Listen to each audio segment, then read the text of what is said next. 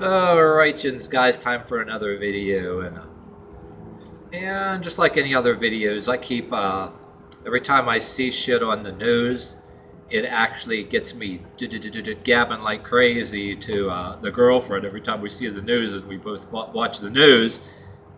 Like I said, I ought to record myself while I'm telling her all the shit, and I'd make a better fucking video, but damn how all this damn shit rolls out.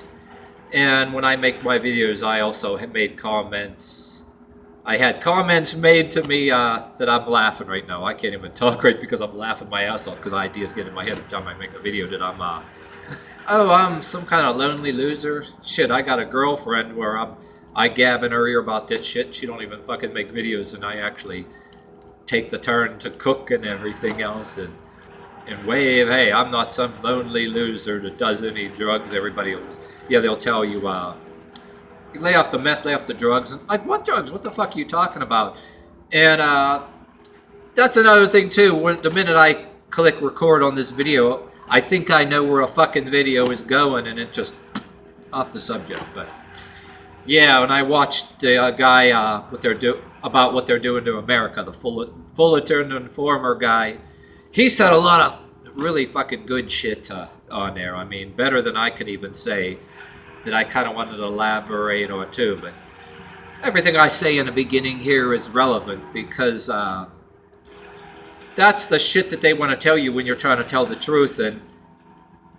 And what I just said in the beginning relates because, like he said, they want everybody to be on the fucking drugs. They'll say lay off the meth, but they want everybody to legal marijuana, the fucking, vaping, which is killing people now. But even our president now, our Republican president that's supposed to be the savior, is backtracking. Oh, it's going to cost jobs. No matter what fucking president you get, it's somebody else is controlling it. That's what it is. It's, damn, you know what I mean? And I keep having in my head all the shit that Henry Rollins was actually saying in his Everything CD. And when he said Costco, I kind of laughed. The prison commissary, you know, everything is, yeah, it's a free-range prison. If you look at the fucking videos, the video called "The Story of Your Enslavement," it practically says that. Free-range human farming, or you can say free-range prison. People call that a conspiracy theory, but they still need to do a fucking video about the story of your enslavement that covers the underculture too, that's inside all the workplaces and on the street, because that's a human farming subculture. The pimps that sell people the drugs, and even if somebody is a moderate marijuana user and don't do nothing else, smoke cigarettes. Shit, they raising the price of the fucking cigarettes, and no offense to anybody. I had friends that smoke and all that.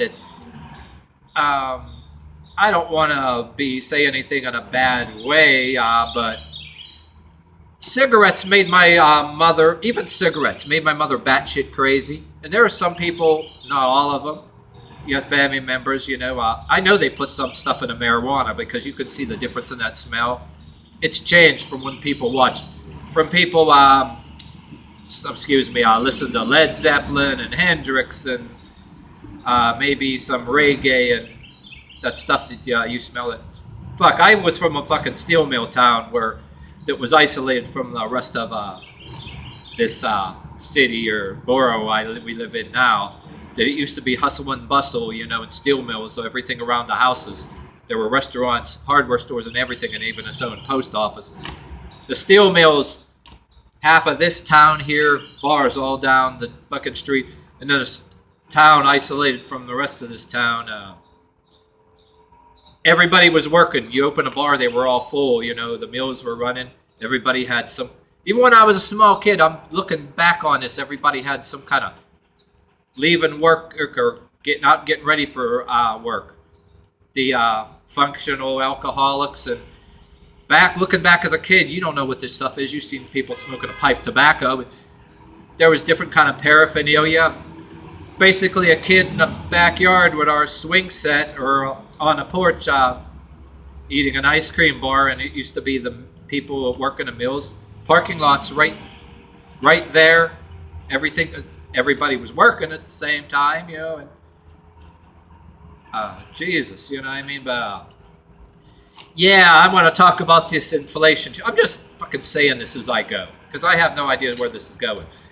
About the inflation, you know what I mean too. He's saying Costco and all that.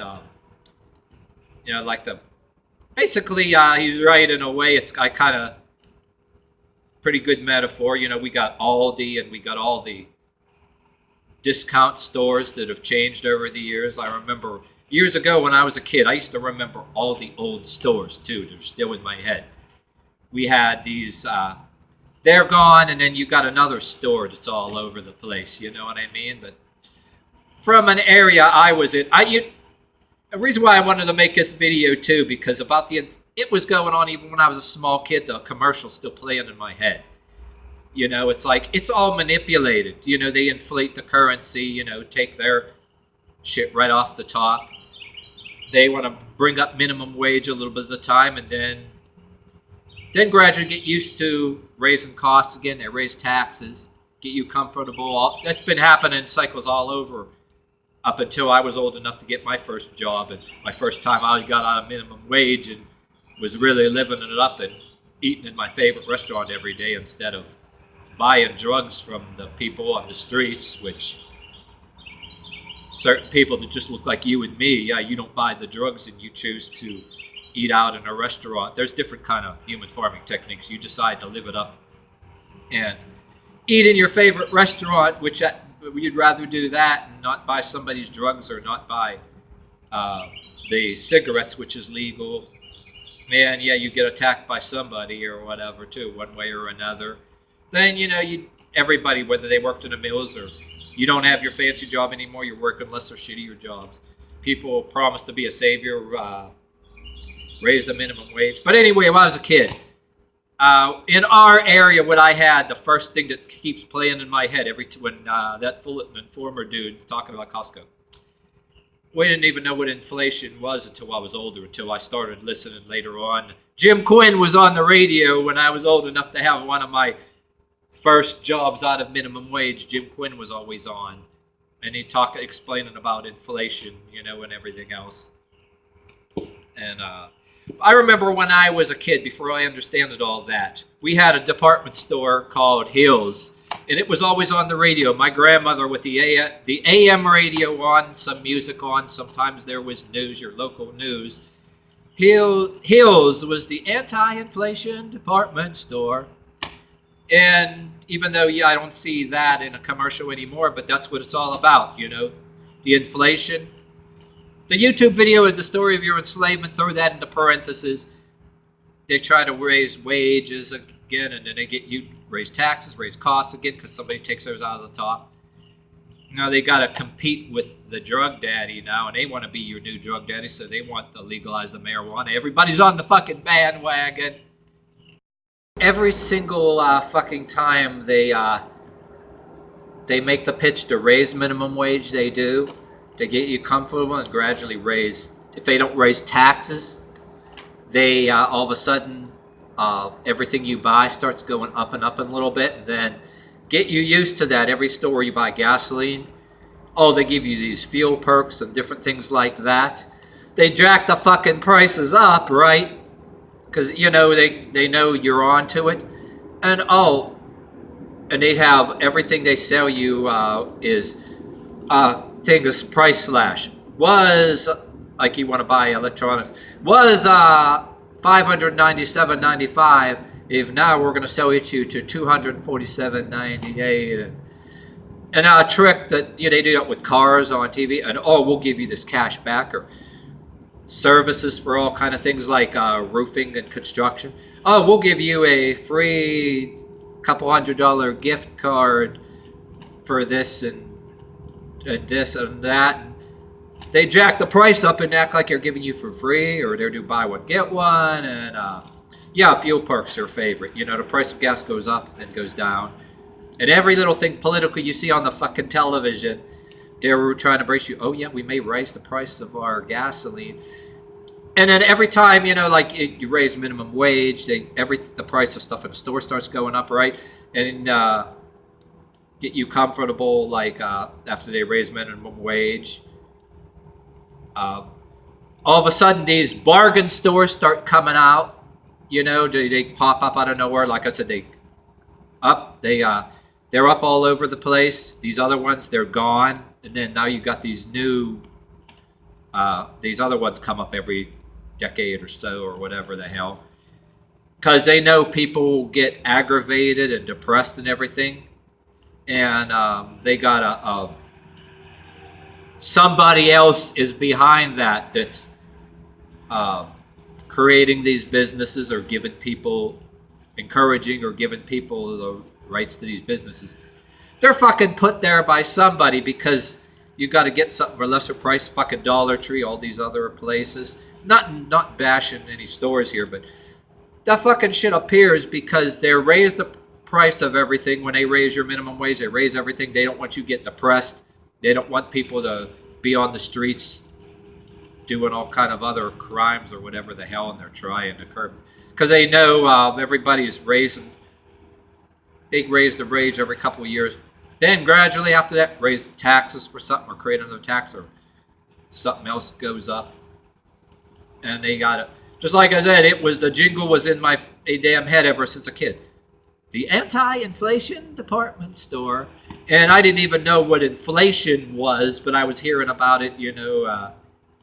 Well, I guess I watched cartoons as a kid, but every once in a while you had something on the TV before we had all the cable we did, you know what I mean? And you didn't have all these cable channels. You had the late movies, like I said, when we were allowed to stay up as kids in school watching Dukes of Hazzard, Dallas, and The Incredible Hulk. Lou Ferrigno was on, and everybody had their Dallas and all their other stuff. Then you had the late weekend movies, you know.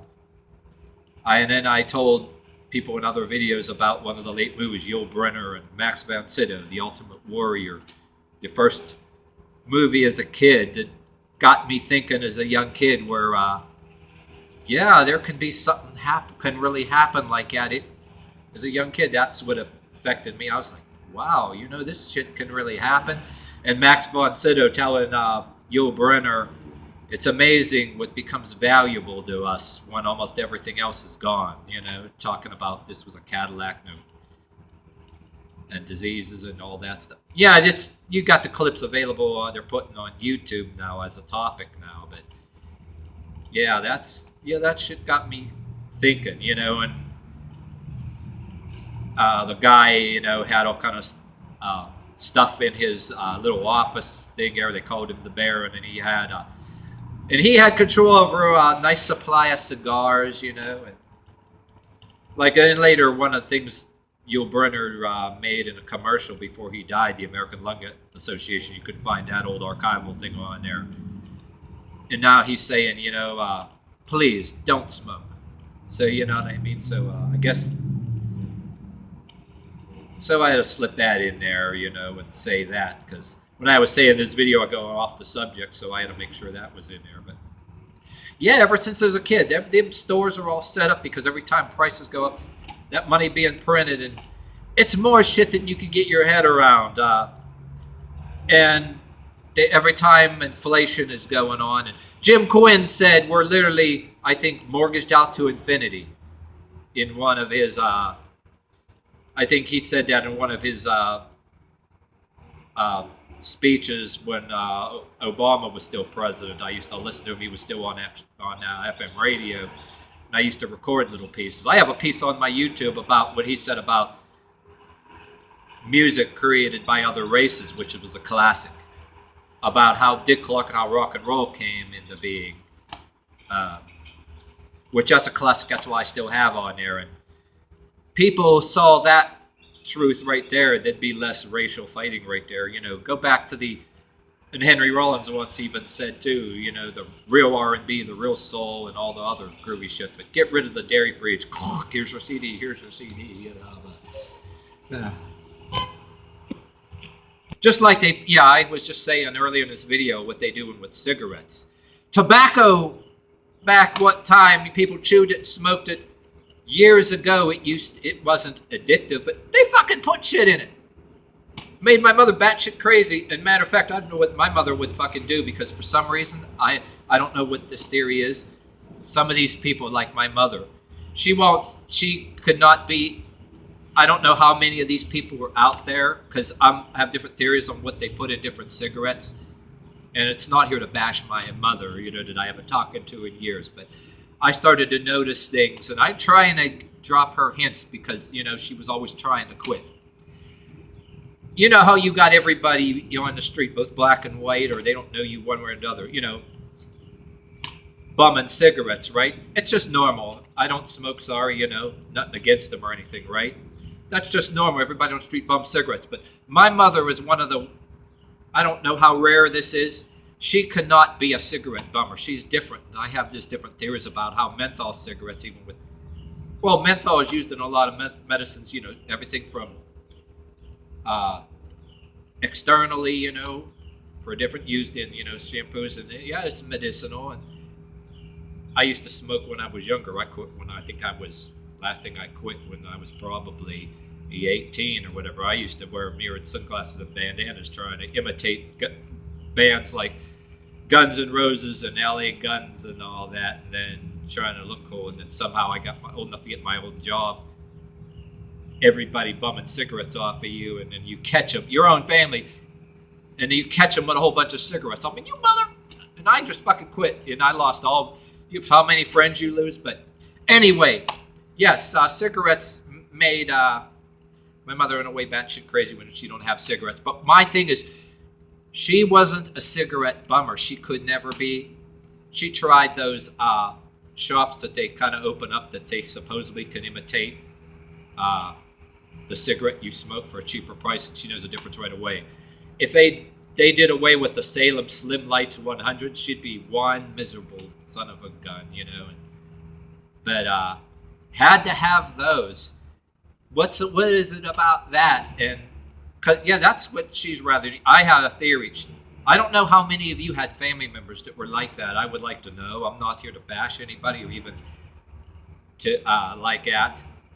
But I had some interesting theories if you have any family members like that, because I think it's actually common, so common now, people ask you have a cigarette if you don't smoke, they don't care.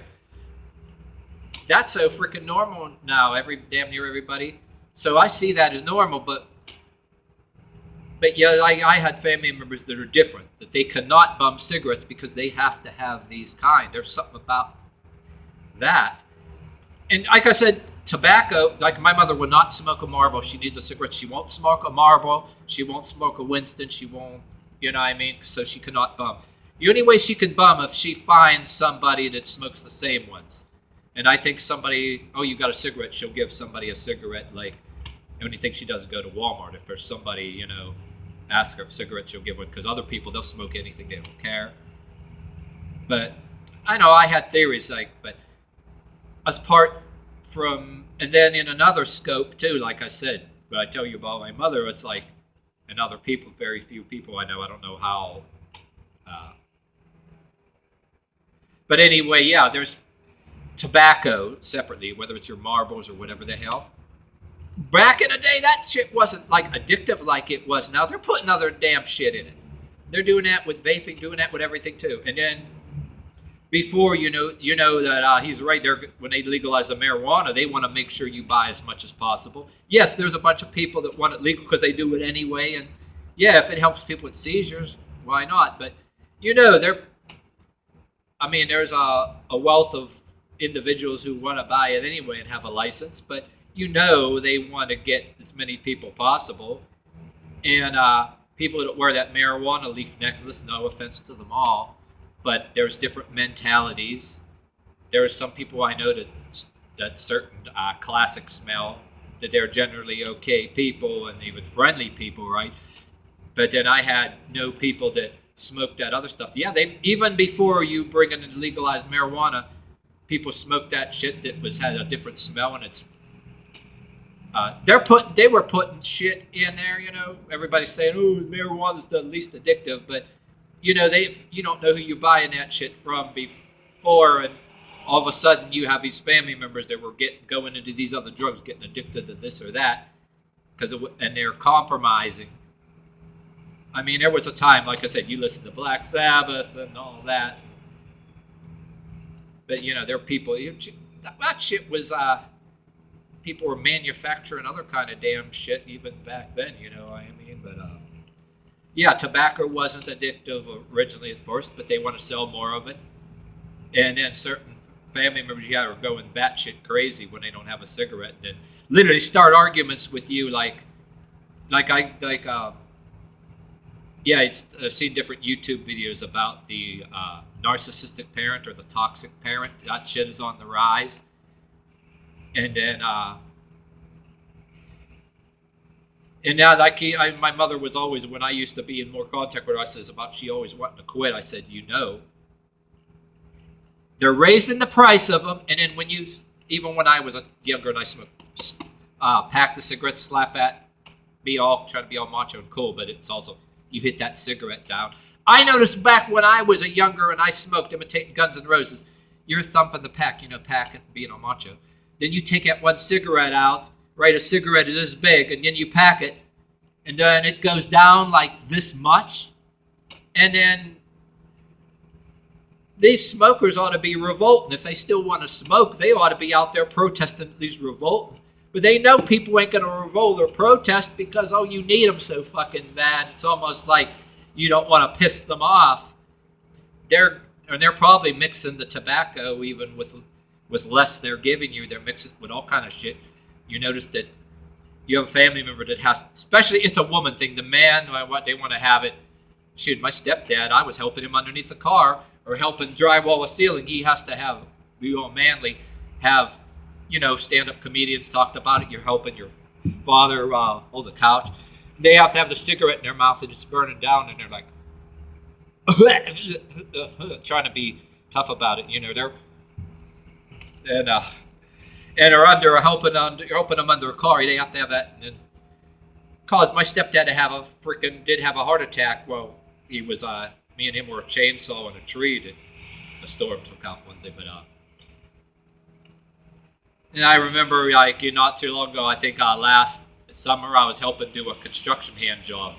Some of the job assignments I did working for my agency, where they send you to different construction jobs. Younger kid in his 20s, it just came out of my mouth. I was a little bit, I didn't want to be apologetic. I was kind of said something like apologetic, but I didn't want to be apologist, but I didn't want to act like too forceful. It just came out because, you have a family member where they damn near had a heart attack in front of you because they have to have that cigarette in their mouth, right? And I'm like, a bunch of people were carrying a big metal frame that's going to be a door because all the trenches, heavy equipment all next to us, like dump trucks that can scoop probably for high lifts, with the bucket can probably grab 4 cars at once, and dump trucks that are like, ladder get up right next to you. They're putting the foundations in the buildings, okay, and these frames we're all carrying across the terrain. We're all around carrying on the shoulder, and then one dude, younger than me, he's being all cigarette in his mouth and all that. You feel your muscles flexing, you're carrying this shit, you're helping carry it. And you get the one dude that's younger, that macho shit, that cigarette in the mouth, walking, and we're all carrying the shit on our shoulder. It came out of my mouth because, family member damn near having a heart attack right in front of you. And I said, what, that shit's going to give you a heart attack. You're working carrying something. It just came out. I mean, it's not, I wouldn't outright apologize, but I was sort of saying, I kind of go, no big deal. I says, I just had family members that had a heart attack. I said, well, it just came out. I just practically told them. I don't remember exact words, but I did tell them that much. And yeah, the male thing is always having that, Well, I was younger, imitating Guns N' Roses and all that shit, but then, yeah, I felt back then younger, felt a burning in my throat, burning in my chest, felt it like in my chest one day, like, I didn't feel very well when I was younger. Walking around like that, sunglasses, of cigarettes, it goes into you, the stuff you, without even inhaling, does go into you really well. imagine it could be harming you, too. We don't know what the hell they're adding to the cigarettes anymore and all that stuff too. And now people got a vape, and saw people at a bus station, their hipster beard, blowing that shit everywhere, and I'm looking like, I almost want to say, dude, you're blowing that soak, it's going everywhere. And then I see out the corner of my eye people right next to me with their body language. They don't say anything. It looked like, you know how they read on your face like and look like you're almost ready to say something politely. And a whole bunch of people I'm surrounded by, not like I had any cigarettes or vaping stuff in my hand. I kid you not, a whole bunch of people, damn near shitload of people. I'm sitting at a bus station waiting for a bus because I take a bus someplace, to get to next town. I do my shopping, get my shit done. Body language, almost like they know or something that you see in your eyes and your face like you're about to say something, and do this body language. Don't you fucking dare say something because we'll all jump your shit. They do that. Nobody says anything, but all of a sudden you get this bunch of body language you can feel. It's like practically warning you that that person vaping blows that smoke. It like doesn't bother. They're not offended. It doesn't bother them. But let's say you and me had a cigarette. I don't know if any of you guys actually smoke or anything, but come on, you're gonna like blow something unless you're doing that on purpose, and then you're in some neighborhoods, some places. You can get your ass kicked. If that were me, I'd get my damn ass kicked, because there's certain neighborhoods, I don't know anybody of, I don't care what color you are watching. I don't know, you just don't do that. And there's some other areas you can think of, you go and do that, and you're a total stranger in their area. Somebody just, you don't know who's right next to you. So if that were me, I'd probably get my ass kicked by somebody somewhere, but yet in some spots, got somebody there that vaping and all that, they just blow that all over the place. And none of them care. It's like practically all over them, and all of a sudden the people look at you with body language. Don't you say anything to that guy. In a case if they're like that about it, I still, if they're going to the hospital or dying of the shit, need lung transplants, I'm not going to make myself look bad by saying, aha, you're going to die now, you never learn. That part of me doesn't feel right either. Oh yeah, they'd make a monster out of me right away, but I don't know, but yeah, they're getting people addicted to all that stuff, and it's like, and now they're making everything, how come everybody wants to jump on the bandwagon, legalized marijuana and everything, it's almost like in so many words, you're required to be one of the sheep.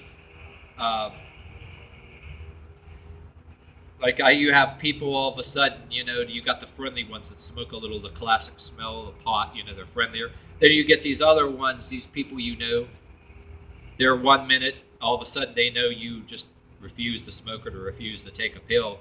And all of a sudden they start these arguments with you, like, and literally making up shit, But, I don't know. So that's why in some cases, no offense to some of the friendlier ones that smoke a little pot, the older way, which I have more respect for. But anymore, some of the people that wear that marijuana leaf necklace, it's a fucking swastika. You can be, and it's not even about race either. You can either be white or black. And if you're diehard into that, then they find out that you don't smoke it or whatever, and when their behavior towards you changes, the certain looks they give you or whatever, or you don't buy from their friends, and all of a sudden they get this attitude or this passive aggression, that becomes like that marijuana necklace becomes a swastika really fucking quick, and it's not that what do you call it, those other groups or whatever either.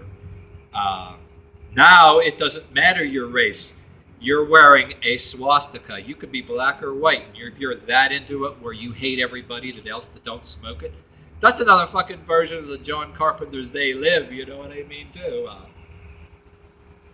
So basically, that marijuana necklace, that's the new swastika now.